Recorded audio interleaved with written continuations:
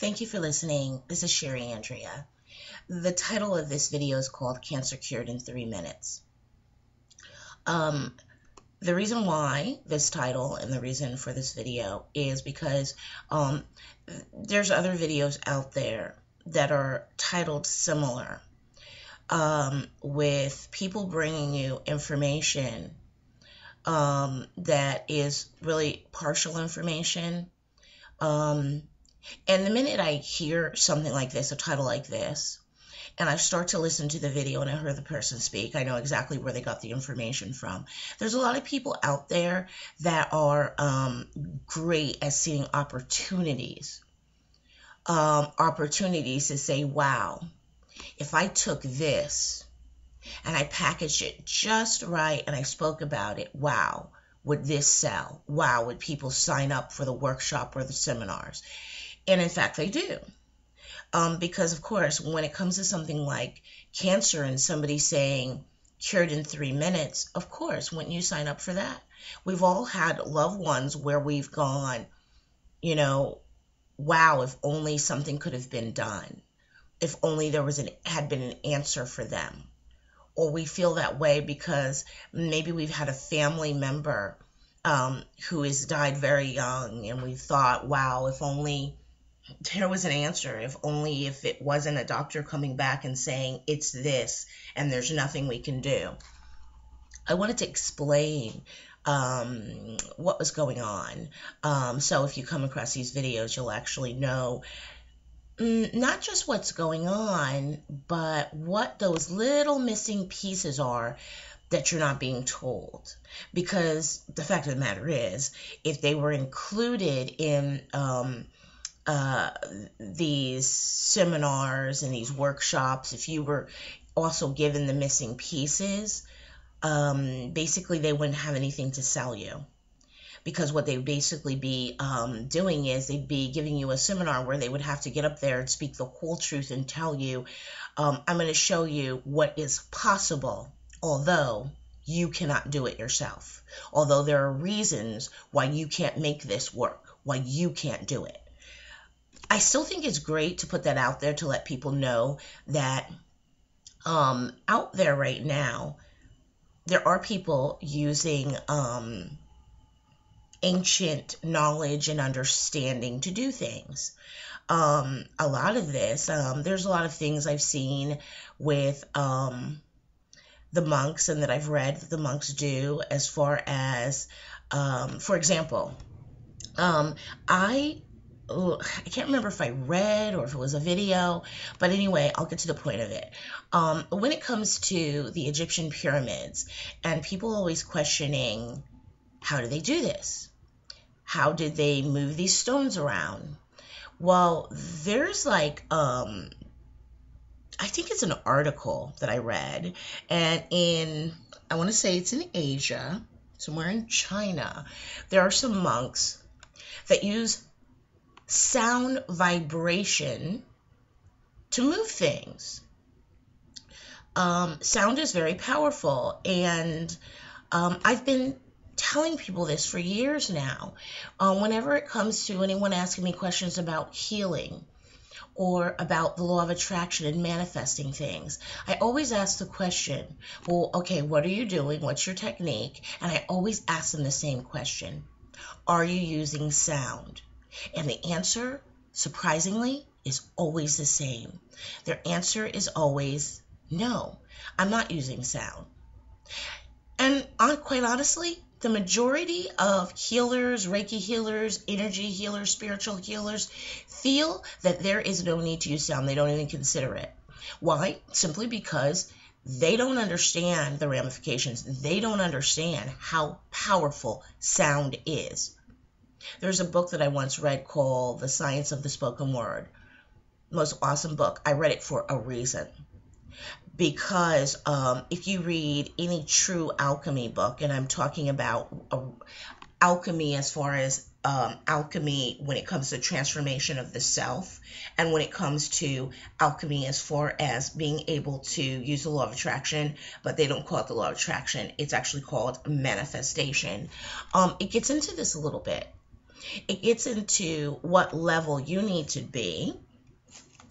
And so it teaches you how to work on yourself, how to transform yourself, how to become a clear vessel, how to raise your vibrations. Basically, this isn't something that you can do overnight, but this is something that over a period of time, you can daily do the spiritual work to get to the level where you are a person who can use these techniques. So what they did was sometimes chanting was used, and it wasn't just any chanting. The key is in not just the sound, but the word. Words have vibrations, and some words are a higher or lower vibration than others, of course. And I've said this before in some of my videos. I am that I am. I am. I'm sorry. Please forgive me. Thank you. I love you. Those are all high vibration words. They have a higher vibration. So sometimes when people say to me, oh, I'm using affirmations every day faithfully, and they're very proud of themselves, that's great. However, their affirmations are not going to have that much effect. Why? Because they may have created an affirmation that it may be beautiful. It may sound awesome. It may be saying the right thing as far as what they're trying to achieve, but it may not contain any high vibrating words. The other thing, if they're not saying it out loud, those vibrations won't be going out from their mouth and out into the universe to affect change. That's the other thing. So now already we're only going into 7 minutes on this video, and I've told you some key things that to have them, to understand them, to have this knowledge is very powerful. So for those of you who are healers, I've just told you something very powerful, is that sound is very effective with manifesting change.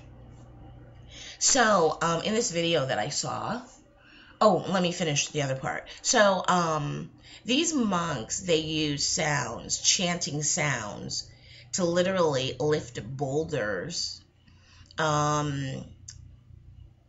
a long way. I don't mean they just, this wasn't Criss Angel Mind Freak where, he just lifted an inch off the ground just to prove or for the magical effect. No. They lifted this boulder. It was up to a temple that resided at the top of a mountain. And when I say they lifted it up, top of the mountain, I am talking thousands of feet. So they used chanting and the vibration from sound to lift this boulder. No hands were used. Nobody had to touch the boulder. Okay, there were some other things that were going on as well. So, as far as somebody doing a seminar where they're just like, I'm going to show you a video of something being done and it's this simple. It's not really that simple. There are some things they're not telling you and some things they're not showing you. For example, what they're not telling you. I saw this one video where the speaker was just like, and they did it in 3 minutes and it was only 3 people. And he kept emphasizing that. 3 people, only 3 healing practitioners were in the room, only 3. So he's giving this huge effect and, to try to make it, more magical seeming, I guess. And the thing is, what he didn't tell his audience is who those 3 people were. Do you think those were 3 ordinary people just pulled off the street and just told, okay, all you have to do is chant this for me and this will work?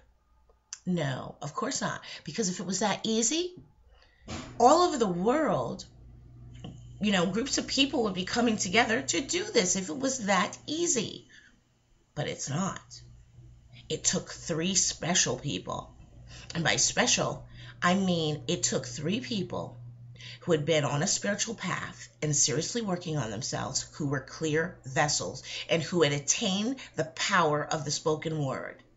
They had attained a level of spiritual advancement where when they spoke, when they chanted, when they said anything, when sound and vibration went out of their mouth, it affected change because they had themselves become a clear vessel. So, I hate to see anybody being presented with information and only being given a part of it, the part of it that's going to get you so excited that you're going to go, who is this guy? And let me sign up for his next seminar. I don't want you to be fooled. I don't want you to waste time, and I don't want you to waste money, because chances are, if you have a loved one right now who is sick and you see one of those videos, you may think, you may be desperate for a solution. And you may think, let me find out who this guy is. Let me sign up for his seminar right away because I need this.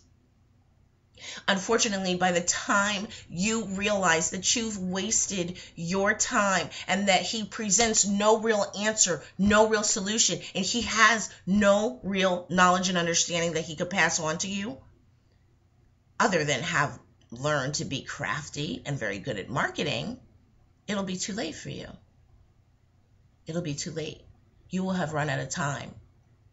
Either your loved one will not have very much time left, or you yourself won't have very much time left. So I do this video because I hate the thought and the idea of that happening to anyone and them realizing this guy said that he was giving us an answer, and it actually turned out to be an answer and information that you actually can't use to help yourself. Great to see, but that's all you're going to walk away with, having seen something wonderful, but not having an answer any more than you had before you came there and before you learned that information and saw that information. So it's great that you know the possibilities of what can happen and of what can be done when it comes to affecting great change. And it doesn't matter whether it's cancer, schizophrenia, it doesn't matter what it is. Also, another thing is, there is something that I heard in the video that it was absolutely right, although it was not explained quite the right way, only because it was, again, like I said, partial information. In some of these other countries, especially like in Asia, if you take a person who's sick, whether they're suffering something like cancer or schizophrenia, to a Buddhist temple, they don't handle, like, for example, mental illness the way some countries like the United States do. In the United States, we have facilities where we put everyone. Stick them all in there. They're all in there together. Well, they're all affecting each other while they're all in there together.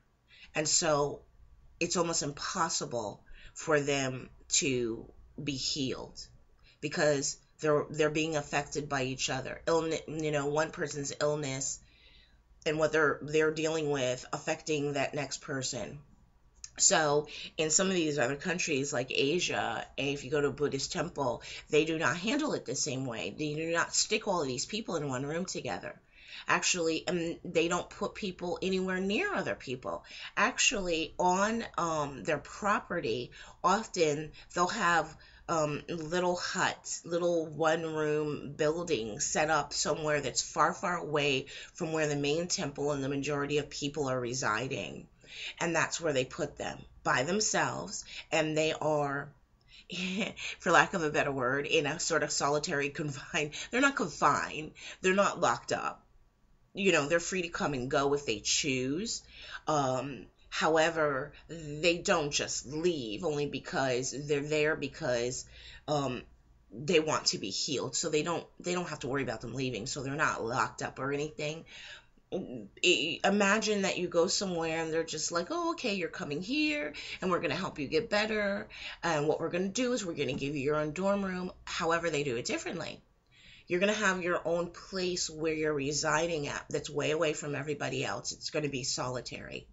You're going to be there by yourself. No other people are going to be around you that could possibly affect you, and vice versa. Somebody comes and they bring you food, they bring you your meals, bring you water, whatever. But that's about it. Other than that, it's very solitary. And in this type of solitary um, atmosphere, people can heal. Um, all of these things are, some of them, I guess I would consider them to be ancient knowledge and understanding. For them, it's not ancient. For them, it's that they never stopped using the old ways. Um, how can I put this? Here in the United States, technology took over, the new ways took over. And some of the new ways it took over were for a reason, were for companies to make money. Some of the new ways that were presented, we call alternative medicine. It's almost seen as something new, but it's not anything new. It's considered alternative medicine. Your doctors will frown upon it if you try to talk to them about using it. But this is alternative medicine isn't something new. It's not something new age. It's the old ways that have been dropped. If you ask the question, before the technology and the science we have now, what was done to handle these same issues? How were these same issues handled? Without a pill to take, what was done? Without there being a pill for everything, what was done? There were herbs, there were techniques. These are the ancient ways that we call alternative medicine now. But it worked back then. Obviously, it must have worked. Yes, true. We didn't live as, to the ages we do now. There was a lot of people who died young, that died in their 20s and 30s. That is true. Because we didn't have the knowledge we have now. With the knowledge we have now, take the knowledge we have now and add it to what we knew then and put those two together, now we would have something very powerful. But often people will run to the doctor and the doctor says, oh, there's a pill for that. Well, there's a solution for it, and it's not necessarily always that pill, and sometimes that pill does more harm than good. The the solution, the cure, is often worse than the illness. And it's often not a solution at all. It's just a band-aid. It's just, if your doctor was being honest, he would say, I have a pill where I can make those symptoms go away. I won't be really solving anything, but I can make the symptoms go away. I can make the symptoms go away, and I can make it so that these symptoms won't kill you. So it's basically a band-aid. But if you're looking for an actual solution, sometimes it's better to find it in the old ways. It's better to find it maybe in another country's cultures and the ancient ways that are not ancient ways to them and that they are still using. Okay, so like I said, if you are looking for a solution right now, I would recommend highly that you go to, there's certain places you can go where you can really get help. For example, if you have a Buddhist temple, which most people have one or two at least that are somewhere within driving distance to them, go there, because people, the Buddhist masters and teachers that are there, they are at a high level. They're at a high enough level where they can actually do some of these things. They can actually affect change.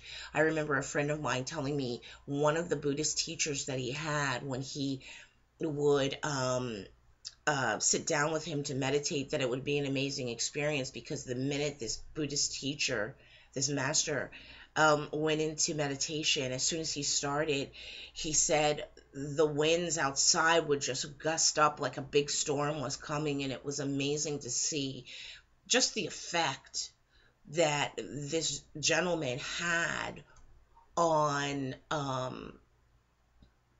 not just nature, but on everything. The power that he had garnered within himself by the let's say, spiritual work that he had done and the level he had reached. So that's why I'm pointing out when the person in the video that I watched said there's only 3 practitioners, and he kept emphasizing that 3 practitioners, almost to say to you, because he's fooling you. That's what he's trying to do. He's trying to pull the wool over your eyes. He's trying to fool you by emphasizing the things that you'll grasp a hold of, what he wants you to grasp a hold of, for you to go, wow, and only 3 people to do this? This is amazing. Yeah, but the only thing he didn't tell you is who those 3 people were and what level those 3 people had achieved. Okay, let me put it another way, just in case you don't understand what I'm talking about. If you had 3 Jesuses in a room and you've got one person who is suffering from cancer, do you think 3 Jesuses could heal her? The answer would be yes. Okay, so let's see, who else can I?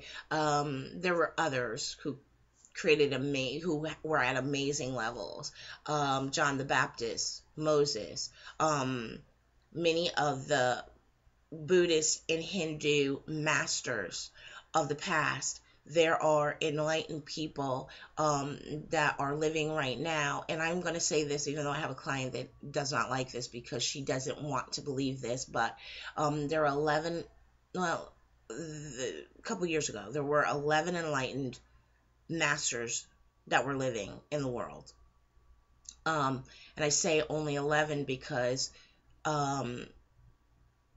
you may be a person like my client was that says, oh, I don't buy into that. Oh, everybody's enlightened. Everybody's the same. I don't think it's right to say there's only 11, and what you're really saying is we're not all special. Great. That's great if you're trying to empower someone. You know, it's great to empower someone, but you can't deny a truth. And the truth is those 11 people have reached a level of spiritual advancement where they can do some of these things.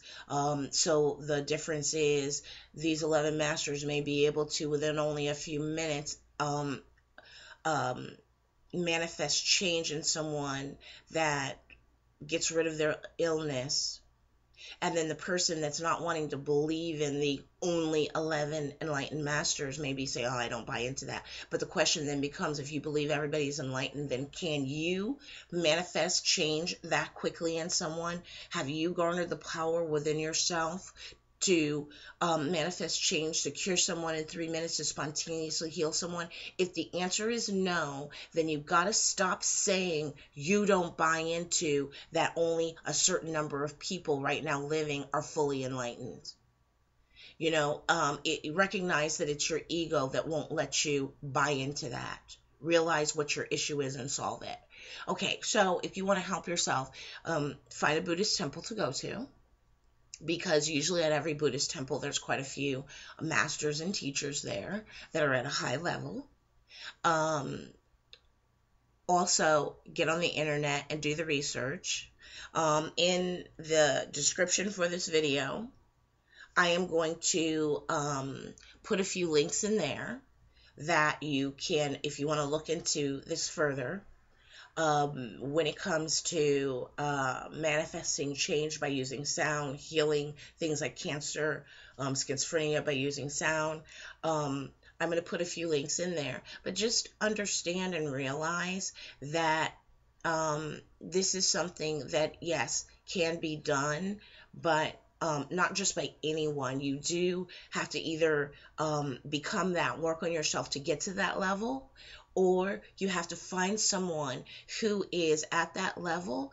And I hate to say this, but unfortunately, if you have the money to travel to some other country like that where you can take advantage of something like a treatment like this, that's awesome. But I know many of you, the money is not there. So you'll have to find alternative ways to find the same thing. And that's why I'm recommending you go and visit a Buddhist temple, you know, and just be honest with them and explain to them, you know, I am, or I have someone who is suffering, you know, from an illness or from cancer, and I really want them to get some authentic help. I really want them to get help.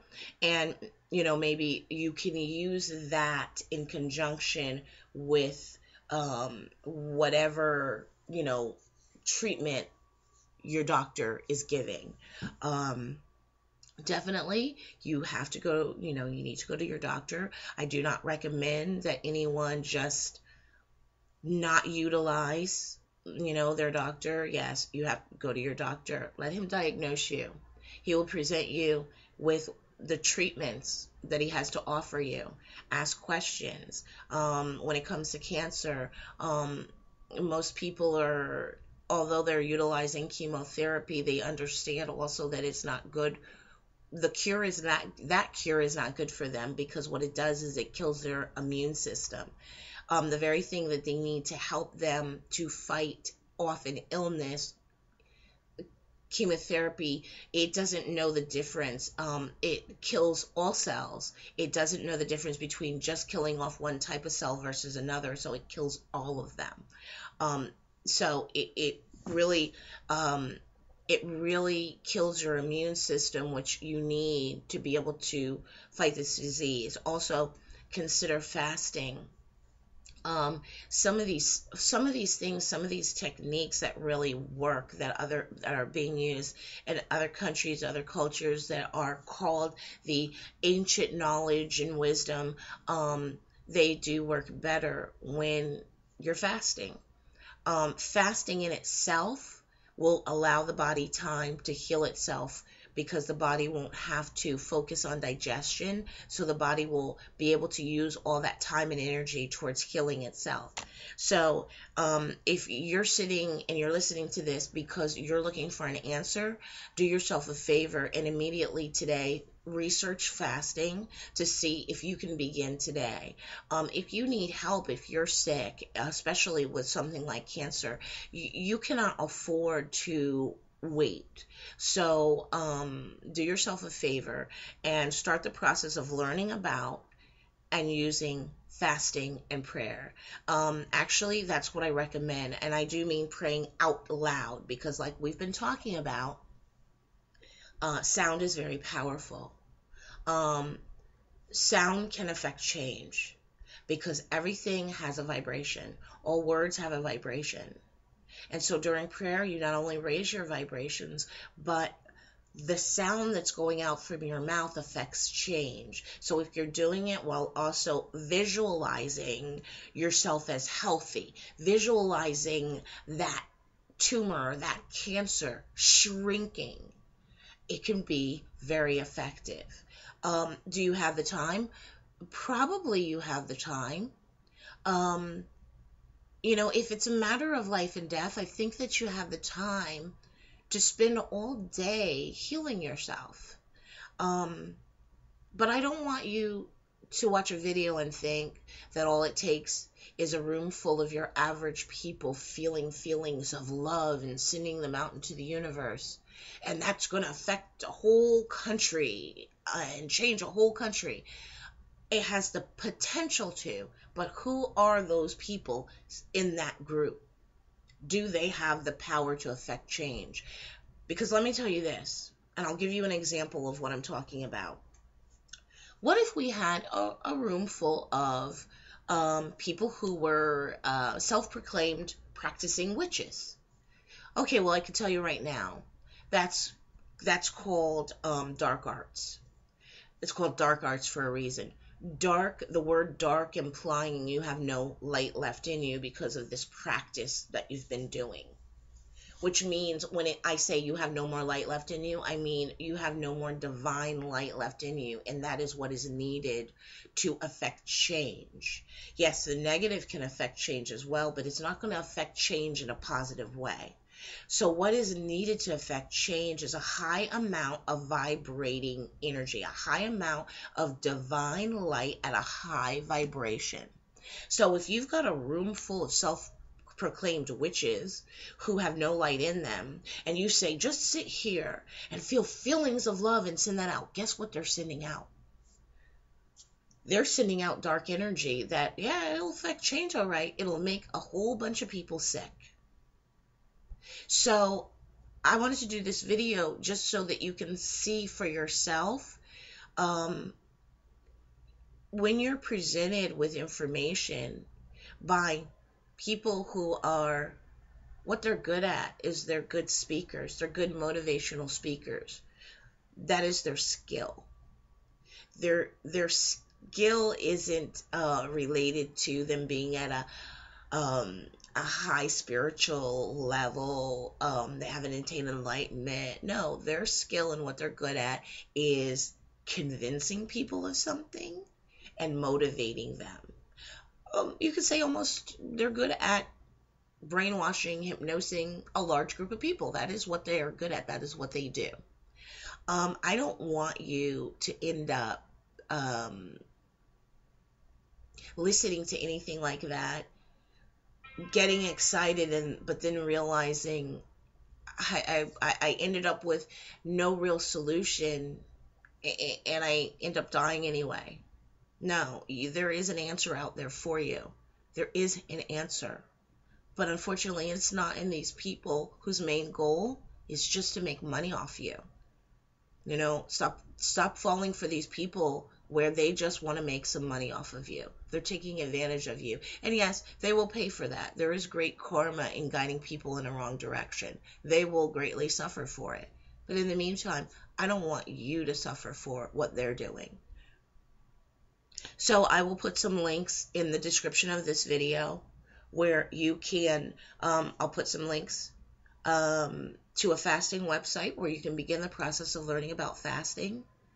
I will put the links to the information where you can read and learn about the people in these other countries that are using sound to affect change. And I will also, I'll put a link in there to some basic information in case you want to learn a little bit more about sound and sound manifesting change, basically the power of the spoken word. I thank you for listening, and if you have any questions about this video, if you have any questions about what I said, if you want a healing from me even, feel free to contact me through sherryandrea.com, and I would be more than happy to help you. If you'd like a coaching session, again, just go to my website, sherryandrea.com, and there's you'll see a link on the menu that says Get Help Now, and you just make a donation of any amount, and then we'll have at least a 30-minute call. So if you need help, you need coaching, you need I do intuitive coaching, using the spiritual abilities that I've gained from the spiritual work that I've done. I'm a channel of my higher self, so a lot of people get a lot of help from doing spiritual coaching with me. Any help you need, just contact me through my website. I appreciate you, and I appreciate you listening and taking the time, and I love you. Namaste.